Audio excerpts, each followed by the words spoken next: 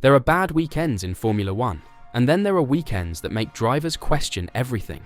The sun had barely risen over the streets of Baku when the storm started brewing, not in the skies, but within the McLaren garage. And when the dust finally settled, both Lando Norris and Oscar Piastri were left staring at the wreckage of a weekend that could have changed the championship, but didn't.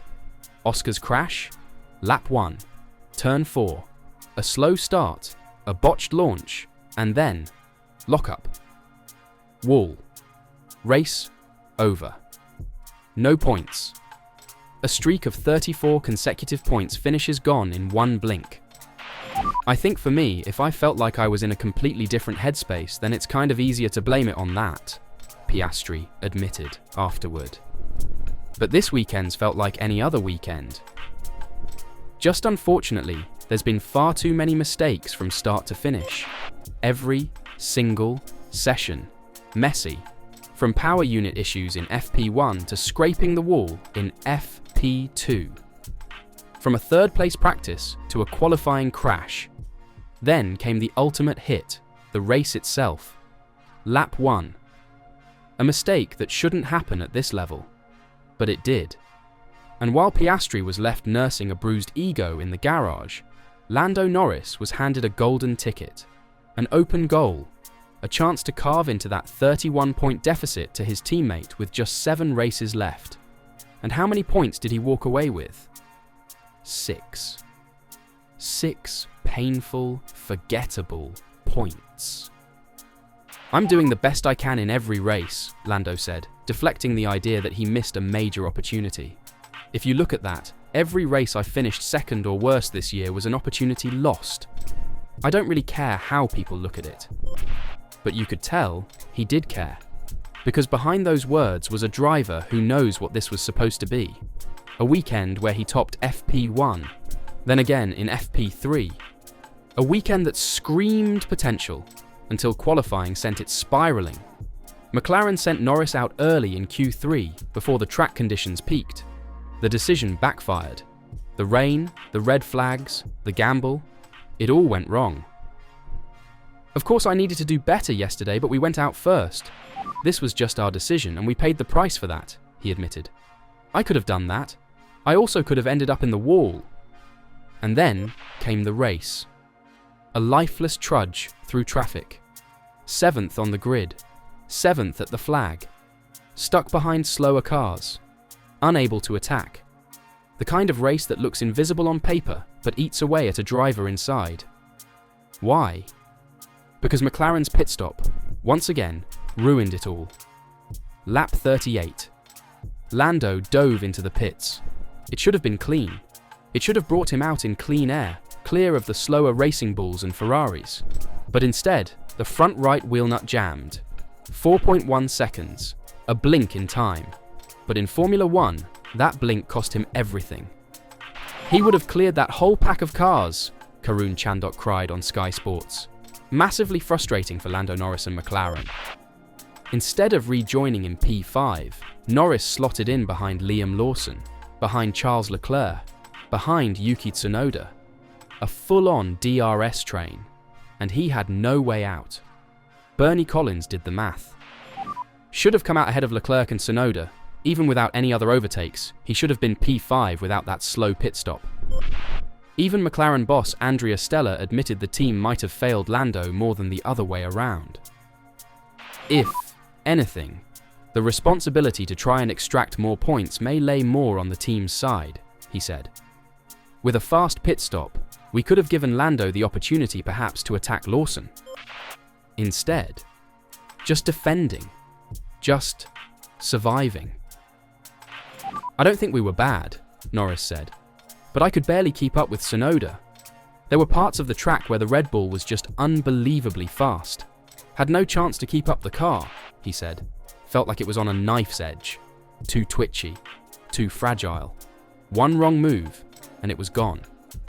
So instead of charging forward, Lando spent his race staring at rear wings and brake lights, lap after lap after lap, knowing full well he had a car fast enough for more, but boxed in, held back, and let down. And if you think that was the worst of it, just wait. Because the real damage wasn't done on track. It was done in the garage. Inside McLaren, tension simmered. Quiet, but heavy. Like smoke after a fire. On paper, it's just a 7th place finish. Just a bad pit stop. Just a difficult weekend. But look closer. Hear the tone in Lando's voice. Watch the way he shrugs off suggestions that he blew a golden chance to close the gap to Oscar Piastri. I don't really care how people look at it, he said. But that's the thing. He does. Because he knows what this could have been. And he knows what it wasn't. A weekend that started with Norris topping the timesheets in practice turned into a strategic blunder in qualifying, followed by a disastrous pit call that locked him behind slower cars, and an invisible race where he was left helpless. And worst of all, this wasn't new. It's also the 2nd race in a row they have had a slow pit stop, Bernie Collins pointed out. That's something they need to get on top of. Lando didn't say it outright, but the frustration seeped through. McLaren is a team that's grown used to fighting at the front again. But when the pit crew fumbles, when strategy fails, when the execution breaks down, not once, but twice, it's no longer just bad luck. It's a pattern.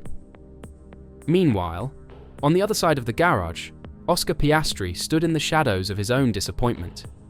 His DNF wasn't about bad luck or bad pit calls. It was about mistakes. Too many of them. Every single session has been messy, Piastri said. So, yeah, just trying to clean that up is the important thing for the future. But here's the twist. Even with that crash, even with the chaos, Piastri still walked away leading the championship. He's 25 points clear of Norris. And while Verstappen looms in the distance, 69 points back and gaining momentum, the two McLaren drivers now have a new problem. Each other. Lando had a golden opportunity to strike while Oscar was down. Instead, a measly 6 points. A blown chance. And for a team pushing to dethrone Red Bull, internal cracks like these can't be ignored. Andrea Stella tried to ease the pressure. I think Lando had a strong race, he said. He raced to the limit of the potential that was available in the car. No other driver in Lando's car could have scored more. But that only tells part of the story, because Lando wasn't in clean air. He wasn't given track position, and he wasn't allowed to show what the car might have done if McLaren hadn't miscalculated. Again. If I started second, I think I would have finished second, Norris insisted. But clearly we struggled a bit. The lower downforce tracks, we still seem to struggle, and that's the final sting. This wasn't just a one-off. This wasn't just Baku. Monza, not fast enough. Baku, a mess. Even with improvements, the team still can't touch Red Bull where it matters most. Not in execution, not in consistency, and definitely not when the pressure's on. We've had an amazing season, don't get me wrong, Norris added, but we clearly have things that are not good enough and we have to keep working on them. So now what? The title fight is still alive, but barely.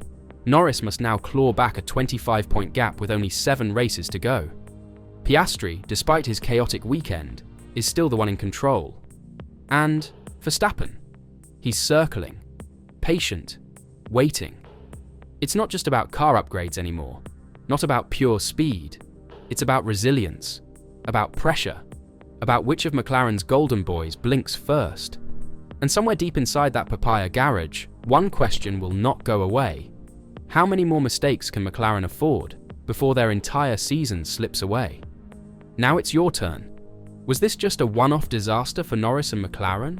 Or are we starting to see the cracks in a team that can't handle the heat? Let us know what you think in the comments, because this fight, it's only just getting started.